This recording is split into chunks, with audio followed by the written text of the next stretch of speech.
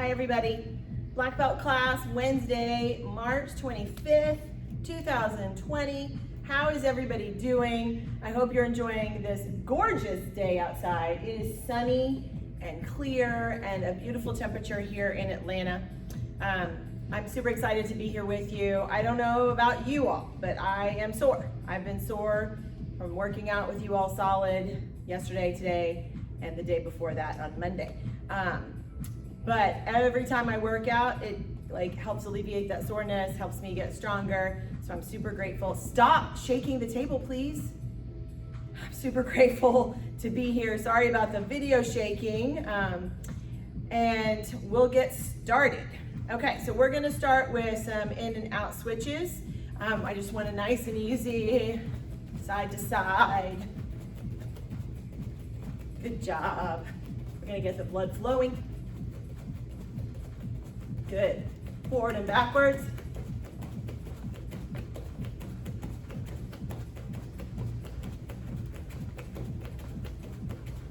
Good. Come to the center, then go back.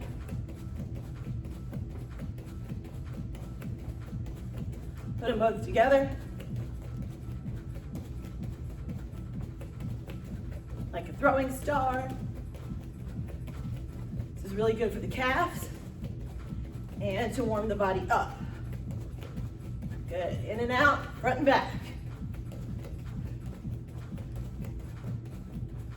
Okay, now I want to get, hi Landon, how are you? So this would be super easy for you, Landon, because you have very limber joints. But I don't know how your living room is situated, since you probably have a big space, but it's probably not clear. This is gonna be a great exercise. I want you to squat down into caveman. I don't know if you know this or not, but we have standard squat, we have sumo squat, which is basically 45 degrees, and then we have caveman squat, where your legs are bent, your knees are bent as much as they can go. So this is the position you'll start in, and I want you to just walk all around your living room in that position, okay? It's really good for strengthening the thighs, okay? So get down in that caveman squat and go. All right, you're gonna go for 1 solid minute. Hi, Adele. I love it. You're using a fake name, like an alias. You're like a spy. Okay, so Adele, if you didn't see that, we're going down into caveman and we're walking. It's kind of like a duck walk all around your space. You're gonna walk around for 1 minute, okay? Keep going. Now, for me or anybody else who's taking the class and they have bad knees, you would walk like this, okay? Still getting all the benefits, but not hurting your joints. Anyone who has knee issues, automatically make the accommodations that work for you, okay? But Adele and Landon, you don't have to worry about that. Just keep going.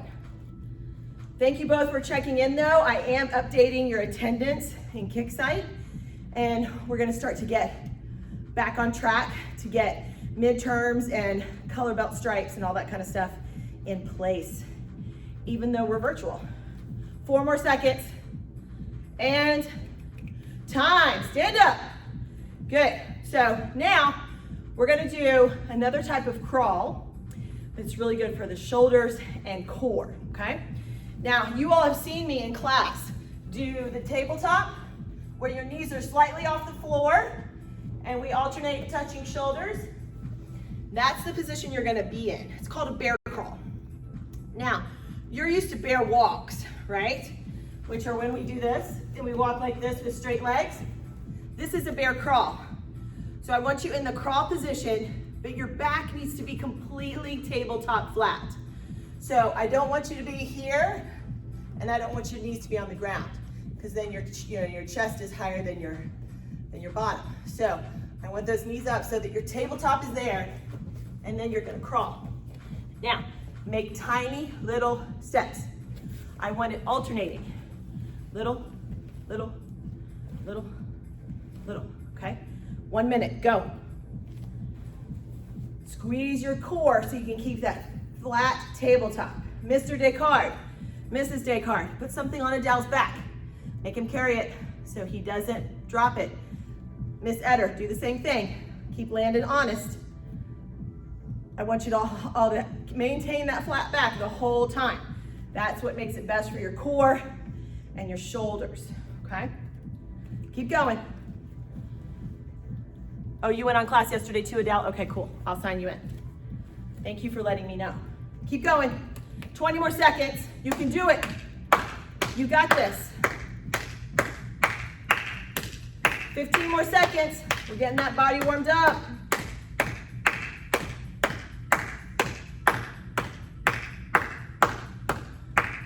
Five more seconds. And time. Stand up. Grab a chair. You don't technically have to use a chair for this, but I like it because it gives you a target to do the jumps that I want you to do for this exercise. So we're gonna do 30 seconds of sprint as fast as you can. Doesn't have to be high knees. I want it to be quick.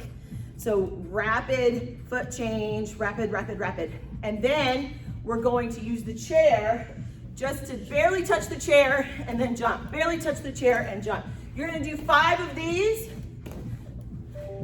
and then I'm gonna start you on your sprints again, okay? All right, ready? Get set. Go.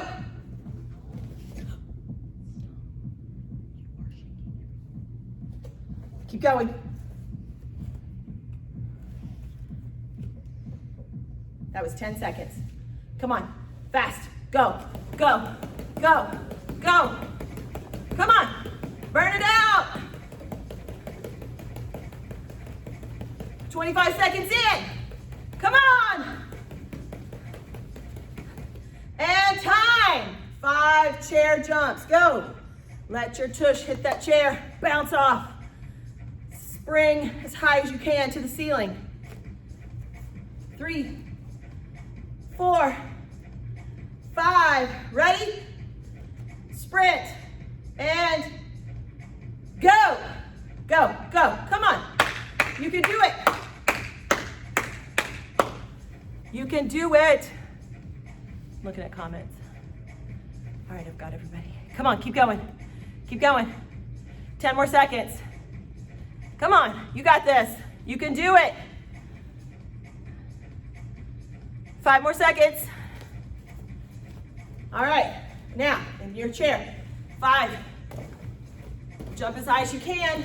The second you feel your legs, the back of your legs hit that chair. Woo! 1 more set. Ready? Go. 30-second sprint. Go, go, go. Burn it out. None of us are getting nearly enough cardio while we're sitting at home. Although Adele, Landon, this is really the perfect time to start training for your 3-mile run. Go, keep going. 5 more seconds. 4, 3, 2, 1. Time. 5 more chair squat jumps. That's what I'm gonna call them. Go. 1, 2, 3, 4, 5. Now, I mentioned the 3-mile run. I know both of you are testing in September, Adele for your 2nd degree, black belt, and Landon for your 1st degree. The 3-mile run, when I trained for my 1st degree, was what intimidated me the most. I felt super confident in my form and super confident in my board breaks and super confident in my sparring, but the run I was really worried about. I have really bad knees, as you guys know, and I was intimidated by running that much. Don't let it scare you. Start now. You've got extra time on your hands. It's gorgeous outside. It's the perfect time. You don't have to run with anyone else. You can just kind of, or Adele, run with your mom. I'm sure Miss Eder would run with you, Landon. Just, kind of let yourself be away from your neighbors and just kind of take off and go. What I recommend doing is running for 45 minutes and doing your best and seeing how far you get. And let that be your baseline and then build up from there, okay? Or you can run 3 miles, see how long it takes you, and then build up from there and try to get faster. Either way is a good baseline, okay? You have to run the 3 miles in 45 minutes. Okay, so in the last class, I talked a lot about progression of skills. So you both have really strong kicks and you like to kick, right? You're into sparring, that is kind of one of your passions, and your kicks are stronger than your balance, right? So balance needs to catch up to where your kicks are. Then your forms will be, boom, amazing, okay? When your kick ability is really high and your balance isn't up to par at the same level, then your form tends to look bad because you can't complete your kicks, you can't do the moves correctly, you know all the things. You fall over, you lose that tightness. So we're gonna work today on core strength and balance, okay? We're gonna work with it on front kicks, side kicks, and round kicks. And for those of you who take my adult class, you know that this is something I like to do, okay? We're gonna do all 3 in succession. So you're going to first do your front kick, then you're going to turn. Whoa, see my balance? It's been a long time since I've been in the studio. Then you're going to round kick, pull it in, side kick. And that's 1, okay? Now, did you notice I stuck my foot out into my kick and then I put it down? No bueno, okay?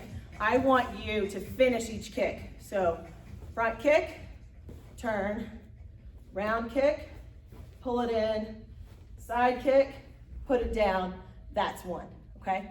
We are not worried about height right now. We are worried about balance. Your goal is to do it without losing any balance on your base leg. So you notice how I shifted a little bit on my side kick to get into a good position so I didn't have to put my foot down. Your goal is to do it without doing that. So front kick, round kick, side kick, down. That's your goal, okay? We're gonna do 5 each side, but I want you to be honest. Parents, keep them honest. Only count it if you can do it well, okay? All right, ready? Start with your weakest leg. That's the one you're probably gonna need more work on, okay? So I'm gonna start with my left leg. It looks like my right, but it's my left because I'm mirroring you. Whoa. That one I wouldn't count because I bobbled a little bit, okay? I'm gonna do them with you. So we'll do it until we all get to the point where we do 5. That one I can count. Now parents, if you don't mind, once they hit 5 each side, post, so I know how everyone's doing. Look at that rotation. Did you watch my foot? So when my base foot is pointing forward on my front kick, turn it, perpendicular for my round kick, pivot again, side kick, okay? That base foot has to pivot towards your target, perpendicular from your target, away from your target. Those 3 positions have to happen for you to count it. I've got 2. How many do you have? Woo! Good. Keep going. Oh, I missed it. Gotta go back.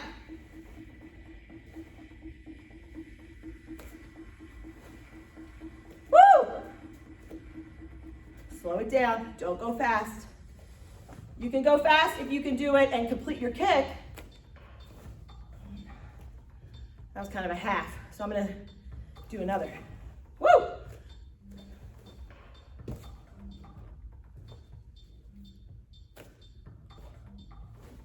Good.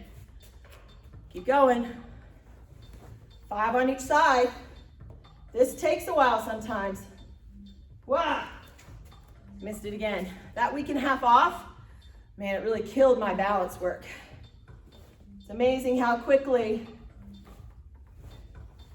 you lose them. Woo! Squeeze that core.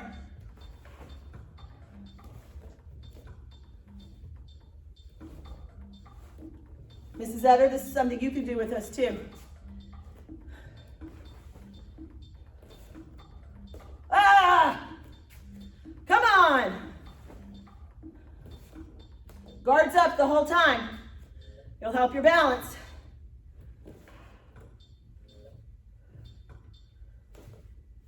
That's the one. Yeah. All right. Who's done all 5? Both sides. Don't worry. I'll wait for you. Take your time. You've got this. Keep it going. Are you all sad that we didn't get to test with bow staff?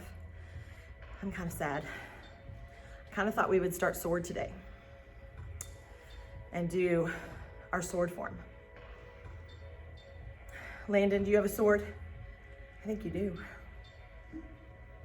All right, who's done 5? All right, I'm gonna give you 30 more seconds to finish. If you haven't finished, that's okay. I want you to do that at the end of class. All right, so we can move on to sword. My favorite. Sword is my favorite.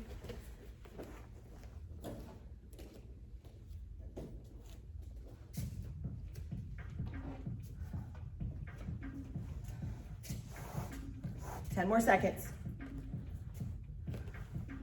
You have a sword, Adele? I know you have a sword. You do sword for, don't you do sword still for demo? Or did you move off of it to commas or nunchucks? Time. Awesome. Okay, grab your sword. Landon, if you don't have a sword, I want you to grab your combat weapon. You can use it the same way. Combat weapon is a one-handed weapon, and sword is a right-handed weapon. So there's a lot of similarities in both of them, okay? So grab your sword, sheath it on the left side of your body. Now, it is going to be a little bit tricky because I am doing it on the left side, and Landon has a sword. Excellent. Okay, so I am mirroring you, which means that for it to look like it's supposed to, for you to see it like mirror to mirror, it would be over here. I can't do that because sword is not a left-handed weapon, and I can't wield it with my left hand. So I'm gonna do a lot of turning because I want you to see it from both angles. And I don't want you to get offended because I don't usually turn my back on my class, but I have to do that so you can see it correctly, okay? Now, let's unsheath your weapon, and I want to show you your hand technique first, your grip, okay? Now, you see the blade? See the blade is curved. The blade faces out. Your knuckles should line up with the blade. So normally people want to do this. See that? And it's the flat part of my fist lined up with the blade. Roll your wrists in so they look, you know, not here, but here, so that your knuckles are in alignment, okay? And notice I've got about 1 inch of space between my guard and the top of my hand. That's the right technique, okay? You don't want to be jammed up against your guard because it doesn't allow your hand to open up for your rolls, okay? So you want it to be here, all right? This is the proper hand technique, okay? So we're gonna warm up your shoulders by doing 10 8 strikes. Remember your Bang Mai days, and this is an 8, so you have 1, 2, 3, 4, 5, 6, 7, and 8, and then 9, of course, is a stack. So these are 8 strikes. Now I want my blade to end horizontal to the floor. I don't want it to drop down low and point at the floor, and I don't want it to be high for this particular exercise. We want to warm those shoulders up, so we want to get strong and stop the blade at the appropriate place. So bring it back and down. 10, count them out. 1, 2, 3, 4, 5, 6, 7, 8, 9, and 10. Excellent. Now, in gumdo, which is sword form, that's your black belt sword form, we do a specific warm-up that incorporates all of the stances and all of the different types of strikes. The warm-up is very long, so I'm not going to go through the whole thing right now, but I do want to show you a center strike and then a 1-2 strike. Because the way you bring the weapon up trains you to bring the weapon up correctly every time, okay? So you start low, you bring your weapon straight up above your head. Then you drop to the 1 position and bring it down. Bring it straight up and bring it to the other side and bring it down. So the full set is 3 strikes. It is a center strike, straight back up, a right strike, straight back up, and a left strike, straight back up, okay? So it's center, up, left, up, right, up, or right, left, sorry. So I think I'm doing it backwards because I'm facing you, okay? So center, back up, center, left, right, all the time coming back up your head. Now, why do we do that? So when you are wielding a sword, if I am fighting you and I come at you like this, you know what I'm gonna do, right? So if I come at you and I go here, I mean, it's very clear that I'm telegraphing my strike is to your neck, right? But if I come at you here and I drop, you don't know if I'm going to the left or to the right or straight down. So you have less time to prepare your defense. So that's the point of always bringing it straight up the center line so that you can wield the sword most effectively against your opponent, okay? Now, when we do gumdo, sheathing and unsheathing is the hardest part to learn correctly and to do effectively, okay? So when you sheath and unsheath, you should be holding your sheath like this. Hand in a donut position on the end of the sheath so that you can't see it. So you can't see my sheath sticking out. It's not like this. I'm covering the end of it. And I drag my sword down my hand until it literally drops into the hole. Then I sheath the weapon, okay? So when you unsheath, you just draw it out. But when you resheath, you turn the sheath horizontal to the ground, okay? I'm showing you the sheath so you can see the positioning. Normally it would sit like this in my belt, curve up, and then I would turn it out to resheath, okay? Does that make sense? So normally I wouldn't show that, but I showed it to you because I wanted you to see what I was doing, okay? Now, let's practice unsheathing and sheathing the weapon 5 times. Now, you start in a closed stance. You turn your weapon sideways so that the blade is horizontal to the ground. You dip to the left a little bit and then you unsheath to the right, okay? That is your first strike. Unsheathing is always a slice to your opponent, okay? That is how we will unsheath our weapon every time, and then we will come back to close stance and sheath it correctly, and that makes 1, okay? We're gonna do this 5 times, okay? So hand on your sheath correctly, close stance position, rest your right hand on your weapon, turn horizontal, step into a good front stance towards the diagonal, and when you do, unsheath your weapon, okay? That unsheath, notice I turn my hips so that I can really get a full range of the weapon, full extension across my opponent, okay? And the weapon is coming out at an angle from low to high. Good. Come back to close stance, turn my sheath, draw my sword over my sheath and resheath. As I resheath, once my sword has dropped into the sheath, I'm then going to turn my sheath vertical and bring it out to meet my sword, okay? So again, close stance, turn your weapon, drop to the left and step out to the right. Good.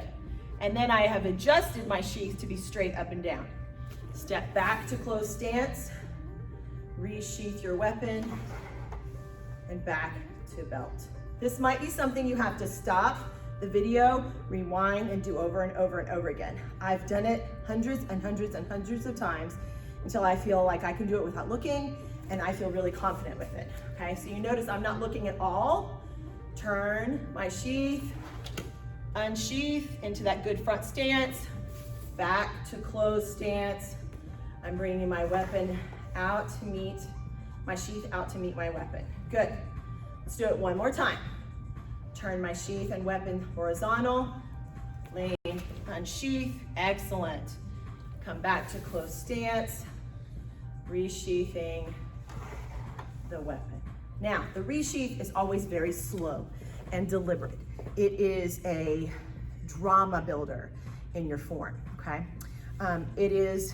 You are not rushed. You are allowed to create this magical moment where you're showing control and precision. Those are the key things to sword. So there are a lot of times in the sword form where you're going to be very slow, very measured, and very drama-filled. That's when you can shine, like you can really make it very extravagant. And that's okay, like you're supposed to do that. Okay, so let's start our form. We're only going to learn the first 3 moves. Okay, so we're gonna go into closed stance. When you bow, your left hand will always be on your weapon. Thumb holding your guard, so you're holding your sheath in place, and you're holding your weapon in, because otherwise it's gonna fall out, see? And we don't wanna do that. So when you are bowing, keep your hand on your sword, you chitty up this way, you bow, and then you step into closed stance, which is called gumdo position, okay? So you will turn your weapon horizontal, lean to the left. Also, a lot of people will roll their weapon once clockwise. You'll see that happen. They'll go, Aya! This unsheath is a key up, okay? This key up establishes your form. Now, the next move is going to be pulling the weapon to your shoulder while blocking your front leg.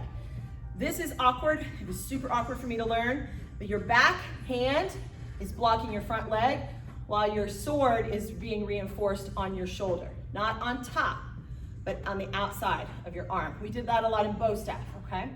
So this position is important. You have to be looking over your back because you're gonna step into a back stance and use your weapon to stab, okay?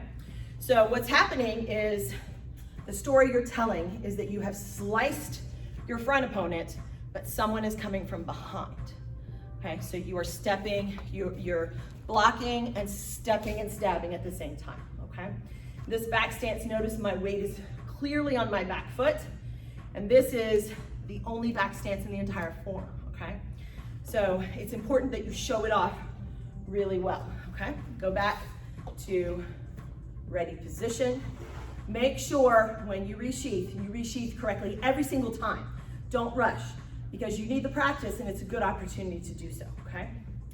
Hand on your weapon correctly, right hand resting. Now notice my right hand is turned so that my knuckles are still in the right position. I'm not resting it like this, I'm resting it in the correct position. Even though the sword is upside down, sword is facing up, I'm still using proper hand positioning, okay? Roll, turn, Aya! Block, and stab. Good, let's do that again. Come back to ready position. Good, ready? Circle, turn horizontal, and pull. Aya! Block, and stab. Good. Does everybody feel like they have that really well? Comment if anything's weird so I can address it. Everybody got it? I don't want to leave class until you do, because I'm going to have you do something else real quick before class is over. Okay, last chance. All right, if anything is weird about these first 3 moves, this is the first line of the form, text me and I can help you one-on-one, okay? So come back to close stance, resheath your sword. Good. And then shitty up, onye. Okay, take your sword out, put it to the side. We're going to do 15 push-ups and 30 seconds of plank, okay? Are you ready? I'm gonna do the push-ups with you. I'm doing mine from my knees because, as you all know, I have a split abdominis, so I'm not allowed to do full length push-ups. I would love to, but I can't. So I'm gonna do mine from my knees, but I want you doing yours from your feet. Full body push-ups. Keep your body level and straight, okay? Ready? Step out, go.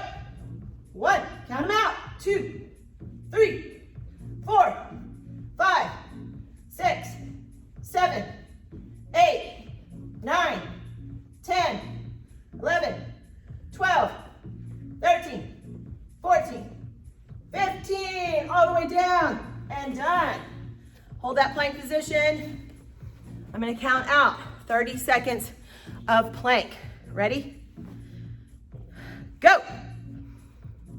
All right, so I've been challenging, while you're doing plank, just listen to me. My hair is, crazy. I have been challenging all of my students to share something positive. Share a positive moment, a positive thought, whatever is good in your life right now. We have a positivity wall here at the school, and I want to make one virtually on Facebook. Any of the videos you can post your positive comments. Hurt toe, Landon, I'm so sorry. I have a, my broken toe is still bothering me. I dropped a 2x4 on the same foot, so my right foot is black on the top. And then the speaker here at the school fell on my left foot, and I've got a giant knot. So I feel your foot pain. But anyway, I've been telling everybody, post something positive. I want to know what's going on in your life that is fantastic, all right? If we continue to focus on the positive things in our life, it will alleviate stress. It will rewire our brain to think positively. And it's actually been proven, positive thinking leads to a positive life and a positive outlook, okay? So let's help each other and let's spread that positivity throughout the entire Karate Atlanta Alpharetta family and help each other, lift each other up, okay? All right, you're done with plank. I let you go a little bit longer. So everyone stand up, face me, chia, kunye, ATA, awesome job everyone. Now work on those kicks that we worked on today. Work on that balance, utilize it from your form. That tension, side kick, round kick, really work on those. The things we did today will really help you with that kick, that triple kick combo, okay? Really look forward to seeing everybody tomorrow. We've got black belt class tomorrow at 4:45, and we have family class on Friday at 3:15. So I'd love to see all of you there. Take care, have a great day. Get out and enjoy the sunshine. See ya.